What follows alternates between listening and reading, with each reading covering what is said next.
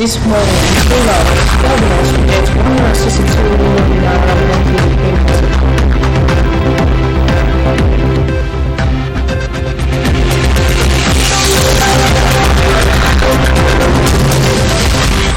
Erosion. Representatives ask federal government to avert impending calamity in Abia community.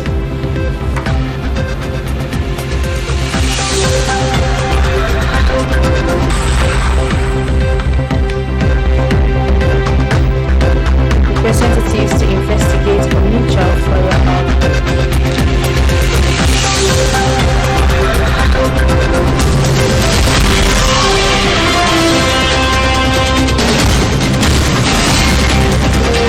Nigeria Football Federation to move Eagles balloon march to Uyo. Good morning, welcome to MCL News. I am Izini Wafu. Now the news in detail. State governors on the platform of Nigerian Governors Forum, NGF, have rejected the proposed plan by the federal government to extend the repayment period of its budget support to state governments from 20 years to 30 years for the 614 billion naira budget support facility.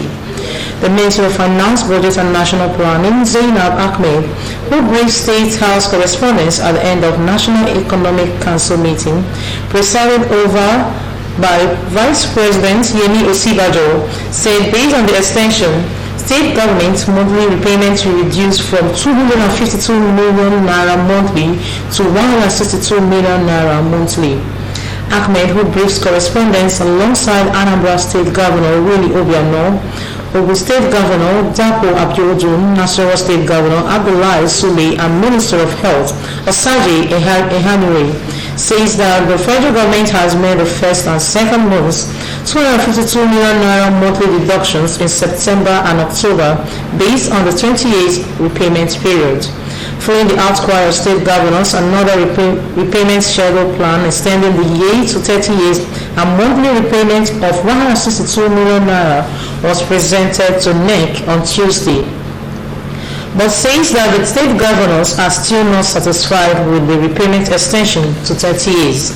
She said that the budget support facility was initially for 20 years repayment period, and when we made the first deduction in September, the states complained that the amount deducted, which was 252 million naira, was too harsh.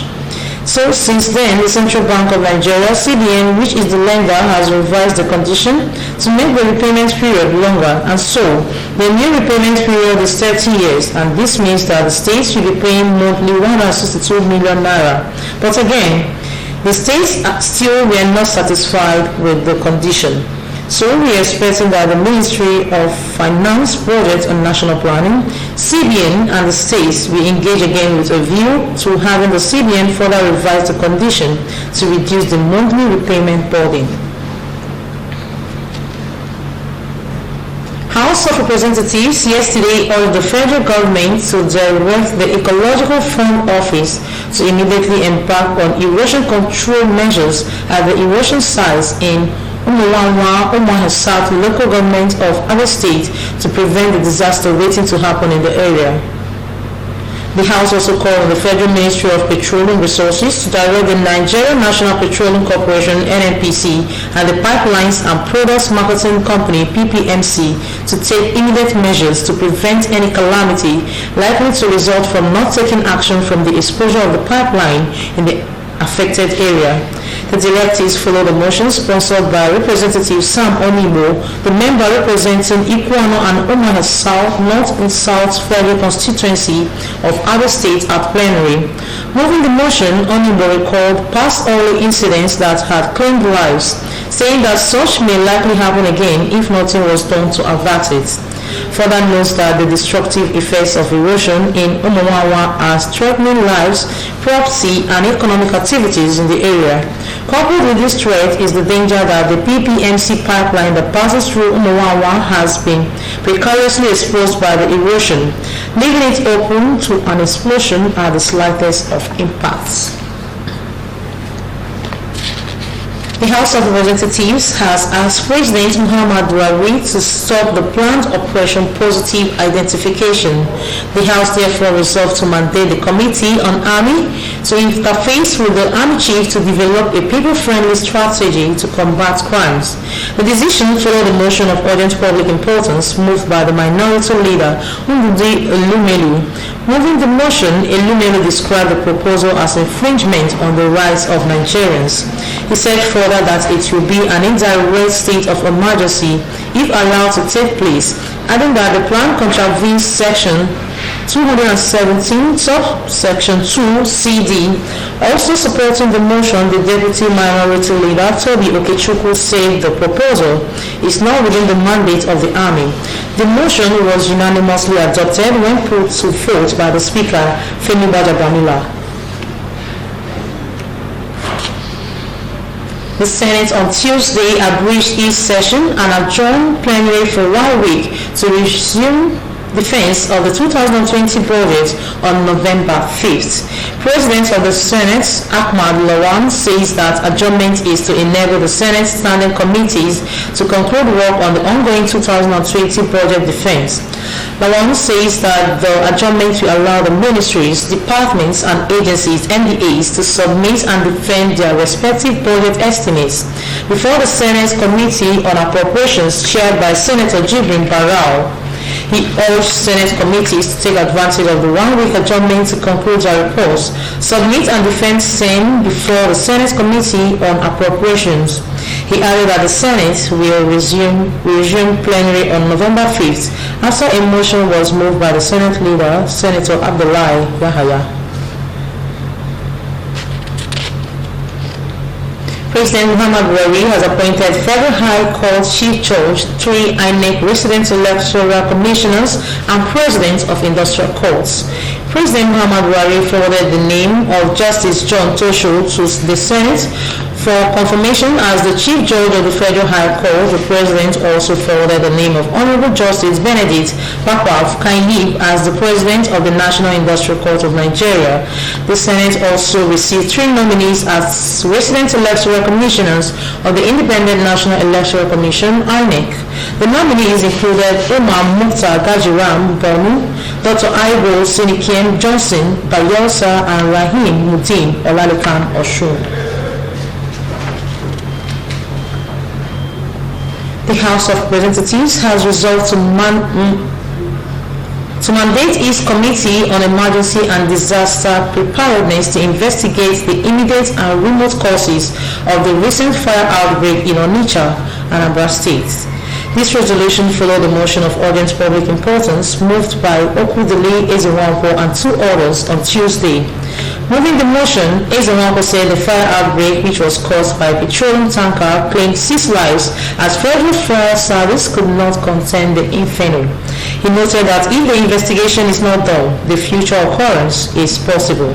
He added that National Emergency Management Agency (NEMA) has failed to provide relief material to over 2,000 people turned homeless and 500 shops consumed by the inferno.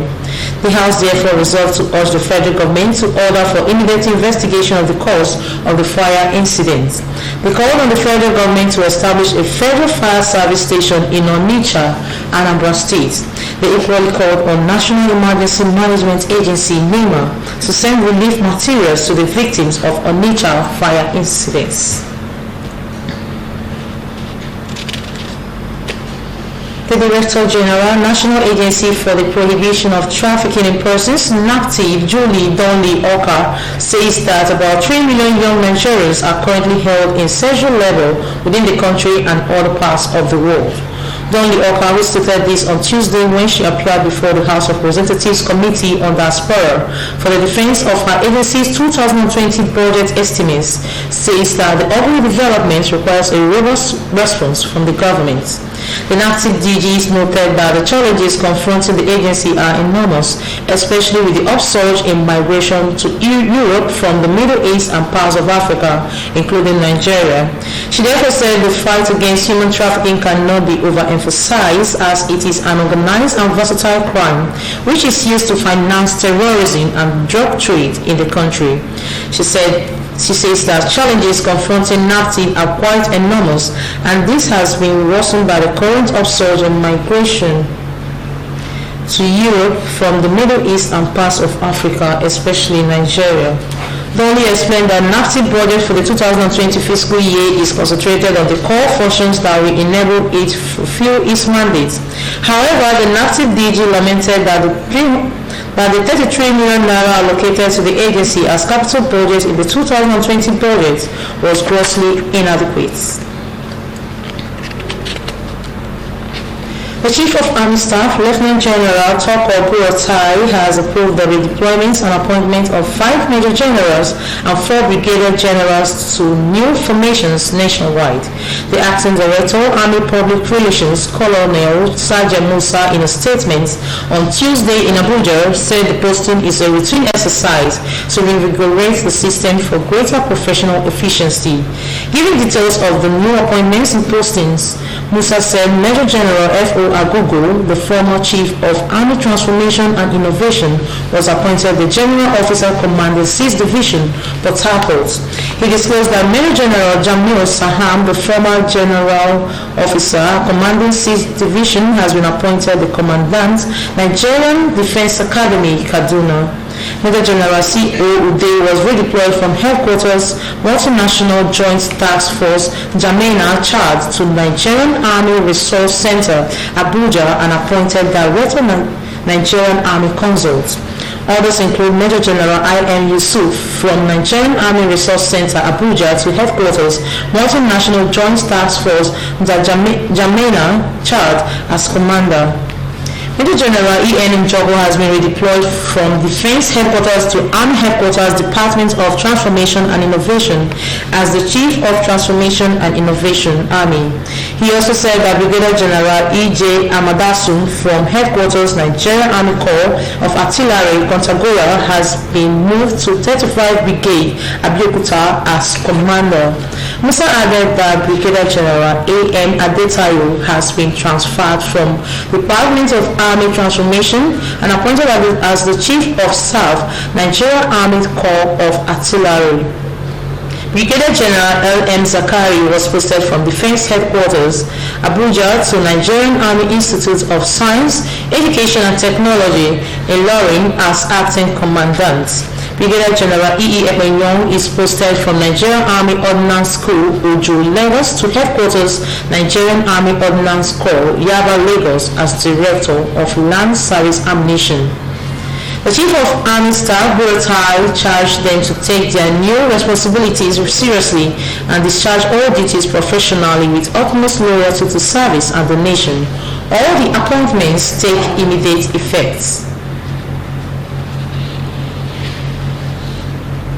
Director General, National Youth Service Corps, Brigadier General Shaibu Ibrahim says that the scheme is waiting for directives from the Minister of Finance, Budget and National Planning, Zainab Ahmed, on when to commence the payment of the new minimum wage of 30,000 naira to corps members.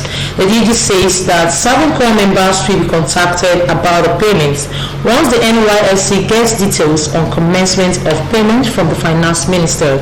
The NYSC chief stated this during the opening ceremony of a meeting between top management of the scheme and representatives of state governments on Tuesday in Abuja. The theme of the meeting is optimizing the potentials of corps members for national unity and development, the role of state governments as stakeholders. The DG also said that corps members will be communicated about the payment of arrears as a result of the new minimum wage, which was signed into law in April by President Muhammad Buhari. Ministry of Youth and Sports Development, Sunday Dare, in his remarks says that the scheme has made immense contributions to the socio-economic, political and cultural development of the country 46 years after it was established. To sustain these achievements, the minister urged all levels of government to fulfill their obligations towards ensuring smooth operation of the scheme. The minister called for the creation of a conducive working environment for the potentials of corps members to be fully harnessed for national development.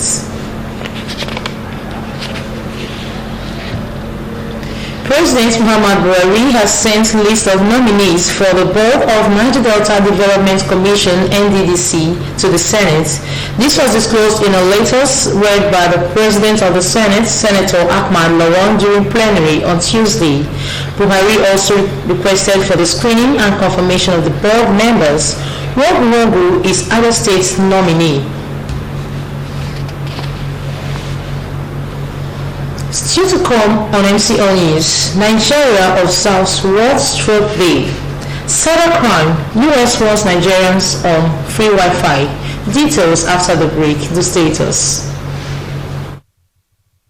Somebody baby, somebody baby. Apple's Fried Chicken Limited, but don't carry come again, yo.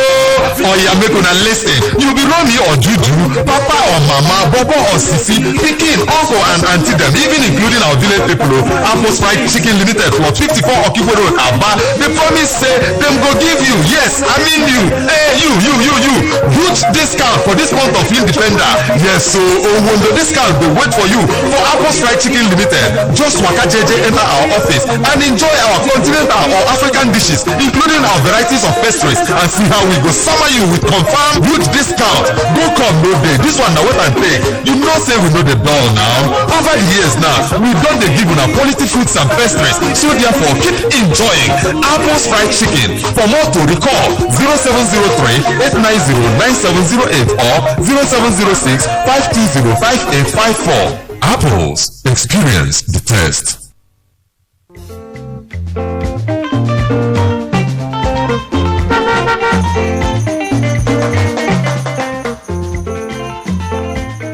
Do not deface Abia State with posters.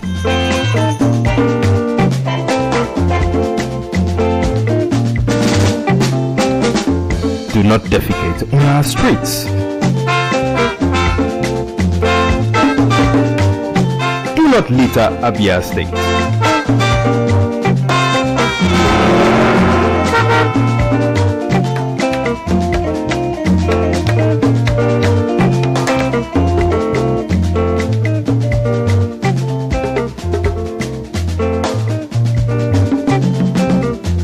My brothers, I say wetin man go do for this world where people no go talk. If you chop, Do not urinate in public places. you no chop, dem go talk. Wetin make we do for this world? I say make we go do the things wey we carry for heart. Na so world want am. Abi no be so? Keep Abia State clean. This message is brought to you by MCLtv.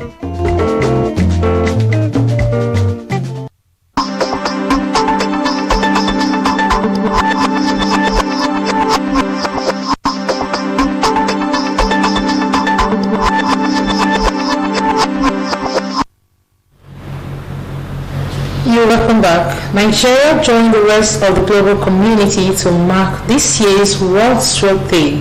It is a day set aside to create public awareness about stroke. Nesaman Namocha reports that the talking point of 2019 World Stroke Day is "Don't be the one." The reports. Stroke is one of the leading causes of death the world over. Based on projection by the World Health Organization (WHO), it is likely to increase in developing countries of the world in the next 2 decades. According to data, the current prevalence of stroke in Nigeria is 1.14 per 1,000. Stroke in this part of the world is seen as spiritual attack. It occurs when the blood supply to the brain or artery is blocked. There are 2 types of stroke: ischemic and hemorrhagic. Thrombotic stroke, or what we call ischemic stroke, is when there is blockage on the artery. When there is this blockage, the blood flow in that artery will not be flowing. That is to say that the other side of the brain will not be getting adequate oxygen and blood supply. As a result, the person will have deficiency on one side of the body. We call it thrombotic or ischemic stroke. While bleeding stroke is a stroke whereby there is rupture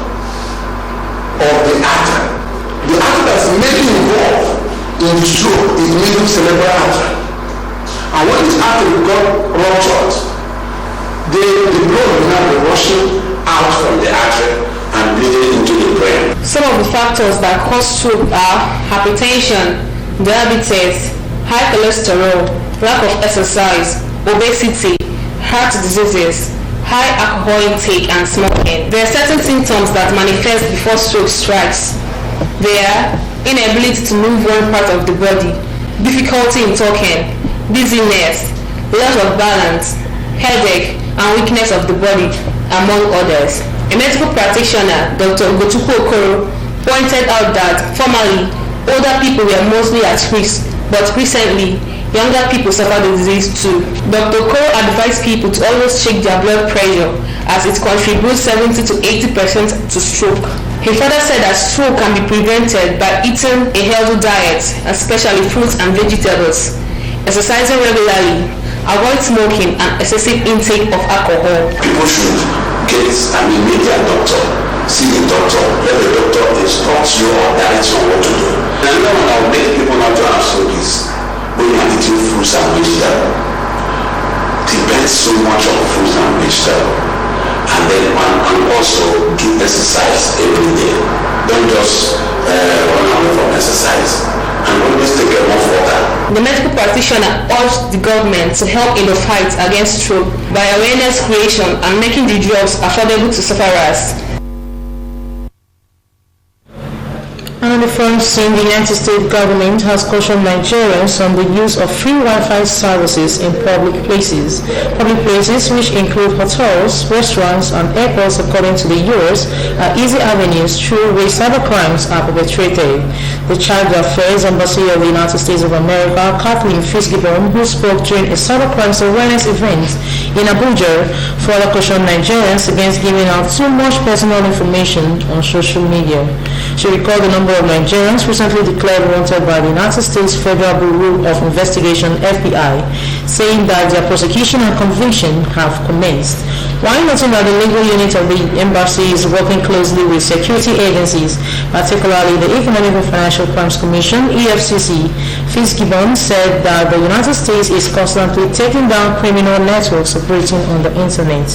In his remarks, an FBI operative, Heather Armstrong, stated that Operation Security (OPSEC) is a process that is used to identify critical information outlines for potential threats and risk.